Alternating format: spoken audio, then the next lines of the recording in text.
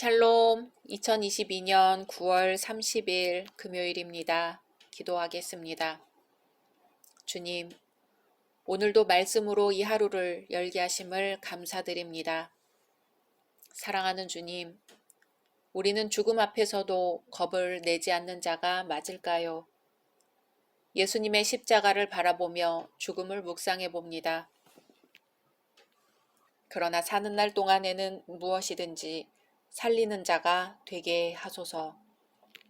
예수님의 이름으로 기도드립니다. 아멘. 오늘의 말씀은 신명기 23장입니다. 고환이 상한 자나 음경이 잘린 자는 여호와의 총회에 들어오지 못하리라. 사생자는 여호와의 총회에 들어오지 못하리니 10대에 이르기까지도 여호와의 총회에 들어오지 못하리라. 암몬 사람과 모압 사람은 여호와의 총회에 들어오지 못하리니 그들에게 속한 자는 10대뿐 아니라 영원히 여호와의 총회에 들어오지 못하리라. 그들은 너희가 애굽에서 나올 때에 떡과 물로 너희를 길에서 영접하지 아니하고 메소보다미아의 부돌 사람 부올의 아들 발람에게 뇌물을 주어 너희를 저주하게 하려 하였으나 네 하나님 여호와께서 너를 사랑하심으로 네 하나님 여호와께서 발람의 말을 듣지 아니하시고 네 하나님 여호와께서 그 저주를 변하여 복이 되게 하셨나니 내 평생에 그들의 평안함과 형통함을 영원히 구하지 말지니라. 너는 에돔 사람을 미워하지 말라. 그는 내 형제임이니라. 애굽 사람을 미워하지 말라. 내가 그의 땅에서 객이 되었음이니라.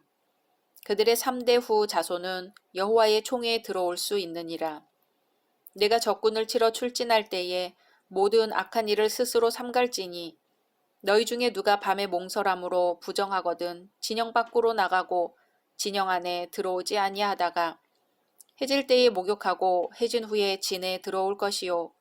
내 진영 밖에 변소를 마련하고 그리로 나가되 내 기구에 작은 삽을 더하여 밖에 나가서 대변을 볼 때에 그것으로 땅을 팔 것이요. 몸을 돌려 그 배설물을 덮을지니 이는 내 하나님 여호와께서 너를 구원하시고 적군을 내게 넘기시려고 내 진영 중에 행하심이라. 그러므로 내 진영을 거룩히 하라. 그리하면 내게서 불결한 것을 보시지 않으므로 너를 떠나지 아니하시리라. 종이 그의 주인을 피하여 내게로 도망하거든 너는 그의 주인에게 돌려주지 말고 그가 네 성읍 중에서 원하는 곳을 택하는 대로 너와 함께 내 가운데에 거주하게 하고 그를 압제하지 말지니라. 이스라엘 여자 중에 창기가 있지 못할 것이요 이스라엘 남자 중에 남창이 있지 못할지니 창기가 번 돈과 개 같은 자의 소득은 어떤 서원하는 일로든지 내 하나님 여호와의 전에 가져오지 말라.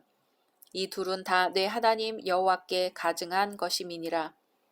내가 형제에게 구워주거든 이자를 받지 말지니 곧 돈의 이자, 식물의 이자, 이자를 낼 만한 모든 것의 이자를 받지 말 것이라.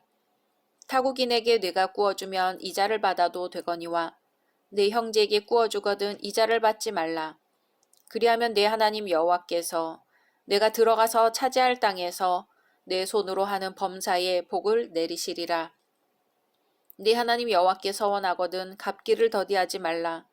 네 하나님 여호와께서 반드시 그것을 내게 요구하시리니 더디면 그것이 내게 죄가 될 것이라. 내가 서원하지 아니하였으면 무죄하리라. 그러나 내 입으로 말한 것은 그대로 실행하도록 유의하라. 무릇 자원한 예물은 내 하나님 여호와께 내가 서원하여 입으로 언약한 대로 행할지니라. 내 이웃의 포도원에 들어갈 때에는 마음대로 그 포도를 배불리 먹어도 되느니라. 그러나 그릇에 담지는 말 것이요 내 이웃의 곡식밭에 들어갈 때에는 내가 손으로 그 이삭을 따도 되느니라. 그러나 내 이웃의 곡식밭에 낫을 대지는 말지니라. 아멘. 오늘 말씀은 이스라엘 백성의 총회 규례와 및 전쟁을 앞둔 이스라엘 진중 성결 규례 그리고 기타 가지각색의 제반 생활 지침들이 언급되어 있습니다. 이 모든 것들은 이스라엘이 엉뚱한 길로 나가지 않도록 하나님께서 친절하고도 자세하게 일러주시는 생활의 표대입니다. 율법이 이스라엘에게 주어진 민법이자 형법이지만 그 이면에 백성들의 생활 하나하나에까지 기울이고 계시는 하나님의 깊은 관심과 애정을 살펴볼 수 있습니다. 1절에서 8절은 여호와의 총회에 관한 내용입니다. 하나님의 총회는 다양한 목적으로 전쟁이나 연중 행사 등을 위해서 소집이 됩니다. 그 총회에서 다양한 예배를 수행하게 됩니다. 이 총회에 들어오려면 신체적으로 결함이 없어야 했습니다. 여기서는 여호와의 총회로부터 제외시켜야 할 자들이 명시되어 있습니다. 두 부류가 있는데요. 생식기에 이상이 있거나 아예 거세된 자, 사생자, 암몬족 및 모압족 등과 같이 여호와의 총회로부터 영원히 제외시켜야 할 자들이 있는가 하면 다른 한 부류는 에돔족과 애굽인으로서 일정 기간 동안 제외시켜야 할 자들입니다. 그렇다면 이러한 규례가 근본적으로 의도하는 바는 무엇일까요? 그것은 이스라엘의 거룩한 제사장적 성격과 관련하여 하나님의 거룩성이 위배되는 모든 흠결을 제거하는 것입니다. 즉 이스라엘 백성이면서도 생식기에 중요한 결함이 있기 때문에 참여할 수 없는 것은 선민이라 할지라도 신령과 진정을 갖추지 못한 자는 하나님께 예배드릴 수 없다는 것을 교훈해 줍니다. 그리고 사생자가 여호와의 총회에 참여할 수 없다는 것은 선민으로서의 기본 자질과 신앙 양심을 저버린 자 역시 하나님 앞에 온전히 설 수 없음을 일깨워 줍니다. 또 암몬이나 모압, 에돔이나 애굽인처럼 이스라엘을 대적하고 괴롭혔던 자들은 하나님을 회방했기에 의의 반열에 들 수 없음을 일깨워 줍니다. 여기서 우리는 오늘날 이러한 것들을 고지고대로 받아들여 하나님의 공동체에서 제외해야 한다고 할 수는 없습니다. 다만 하나님께 예배드리는 자의 신앙 공동체가 갖추어야 하는 것이 무엇인지는 깨달을 수 있습니다. 그것은 스스로를 지켜 온갖 부정에 물들지 아니하며 하나님을 사모하는 갈급한 심령이 있어야 한다는 것이지요. 9절에서 14절은 이스라엘이 전쟁을 위해 야영할 경우 진중에서 지켜야 할 성결 규례입니다. 레위기에서는 주로 가정생활이나 평상시에 지켜야 할 규례들이 나왔다면 여기서는 전쟁터에서 지켜야 할 것들이 나옵니다.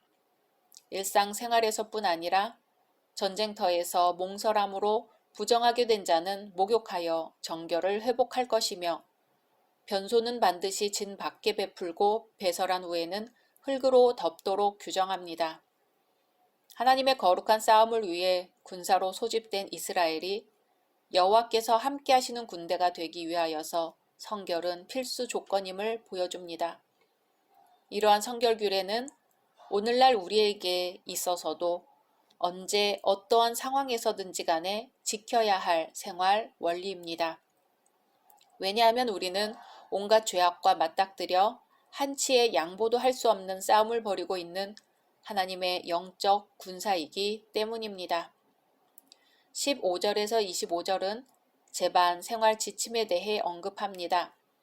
만일 학대에 못 이겨 이스라엘로 피신한 이방족 속 노예를 보호하라든지 이방인에게는 이자를 받아도 무방하지만 가난한 동족에게는 이자를 받지 말라는 규정, 이웃이 굶주림을 면하기 위해 남의 포도원이나 밭에 들어가 그 소산물을 먹을 경우 그것을 금하지 말고 용납하라는 규정 등이 나옵니다. 이것은 이웃과 더불어 사는 삶, 이스라엘이 힘써야 할 사랑의 의무를 강조하고 있습니다.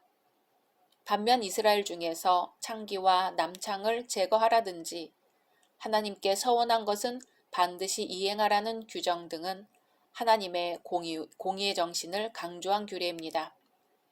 결국 모든 율법의 근간이 되는 두 수레바퀴는 사랑과 공의이며 이 중 이스라엘이 어느 것 하나를 소홀히 하여도 하나님이 말씀하시는 온전한 삶을 구현할 수 없음을 보여줍니다.